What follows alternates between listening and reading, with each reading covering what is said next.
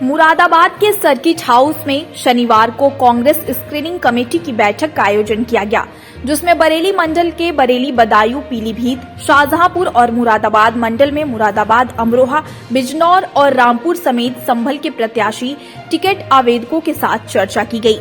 यह बैठक Congress screening committee के मेंबर और हरियाणा के सांसद दीपेंद्र हुड्डा की अध्यक्षता में संपन्न हुई, जिसमें वरिष्ठ कांग्रेस नेता सचिन चौधरी और तौकीर आलम मौजूद रहे।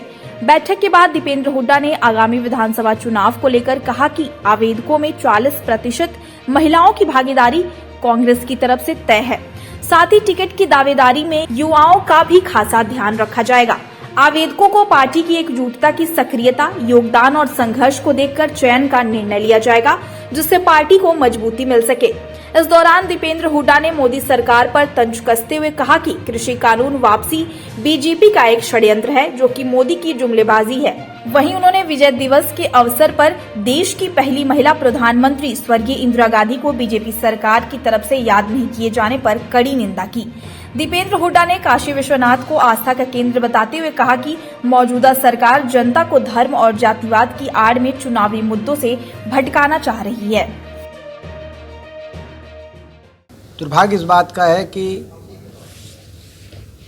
कल जब देश की सरकार ने 1971 की जीत की खुशियां मनाई, तो उन्होंने देश के इतिहास को बदलने का प्रयास किया और इंदिरा जी को याद नहीं किया। ये वैसे ही होगा कि हम ये कहें कि भाई कारगिल के समय वाजपेयी जी नहीं थे और बालाकोट के समय मोदी जी नहीं थे। अगर वो ये बात स्वीकारते हैं तो वो इंदिरा जी के योगदान को फिर वो भुलाने का उनको इजाज़त दी जा सकती है। लेकिन हमने तो दुनिया के भूगोल को भारतवर्ष ने हम उसको कोई राजनीतिक रंग नहीं देना चाहते, बदलने का काम किया था इंदिरा जी के नेतृत्व में, हमारी फौज के नेतृत्व में। प्रत्येक देशवासी को उसका श्रेय है। मगर ये भूगोल छोड़िए तो इतिहास बदलने के प्रयास करें। एक ये बात हो गई। आज का जो हमारा कार्यक्रम है, आज के कार्यक्रम में हम हमारी संगठनात्मक प्रक्रिया है, हमारे एआईसीसी के सचिव इंचार्ज, ये जो पूरा संभाग क्षेत्र है वो तौकीर आलम जी इंचार्ज हैं हमारे। मैं स्क्रीनिंग कमेटी का सदस्य हूँ। 3 सदस्य स्क्रीनिंग कमेटी का गठन कांग्रेस पार्टी, कांग्रेस अध्यक्ष श्रीमती सोनिया गांधी जी द्वारा हुआ है, प्रियंका दी जी की सलाह मशवरे से। और हम लोगों की जिम्मेदारी है कि हम हर जगह प्रत्येक प्रत्याशी से प्रत्येक सीट, प्रत्येक विधानसभा और जिला सारे समीकरणों का आकलन करके सबसे बेहतरीन प्रत्याशी उतारें। प्रत्याशियों के चयन में जो आज प्रक्रिया आप देख रहे हैं, उसमें 2-3 चीज़ें प्रमुख हैं। एक, संगठनात्मक सक्रियता, कांग्रेस पार्टी के कार्यक्रमों को लोगों तक लेके जाने के लिए, लोगों के हकों की लड़ाई लड़ने के लिए किसकी क्या भूमिका रही। और दूसरा, विनेबिलिटी, किस प्रत्याशी की जीतने की जितनी ज़्यादा संभावनाएं हैं उनको, उस बात का भी ध्यान रखा जा रहा है। स्वाभाविक रूप से 2 ऐसे मापदंड हैं, इन मापदंडों पे हम सारे प्रत्याशियों का कैंडिडेचर का आकलन कर रहे हैं। देखिए इसमें काशी विश्वनाथ हम सबके आस्था का एक केंद्र है, और उसमें कोई भी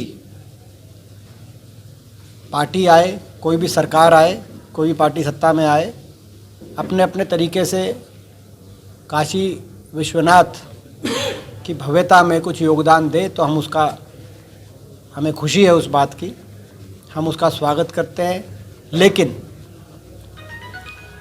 मुद्दे जो चुनाव के मुद्दे हैं, बेरोजगारी, महंगाई का मुद्दा है, किसान आंदोलन का मुद्दा है, इन मुद्दों पे भी प्रदेश जवाब मांग रहा है। अजय कुमार मिश्र टैनी जी के इस्तीफे का मुद्दा है।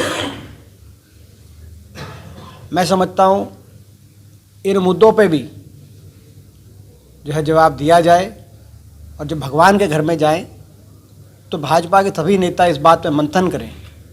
जो लोग ऐसी साजिश रच रहे थे जिसमें भारत देश के नागरिकों को कुचला जा रहा था, जान से मारा जा रहा था, तो उन परिवारों को इसको भी न्याय दिलाने के बारे में उन लोगों को मंथन करना चाहिए। संगठनात्मक सक्रियता और कांग्रेस पार्टी में कितना योगदान रहा, और विनेबिलिटी, ये हमें ये मापदंड बताए गए हैं।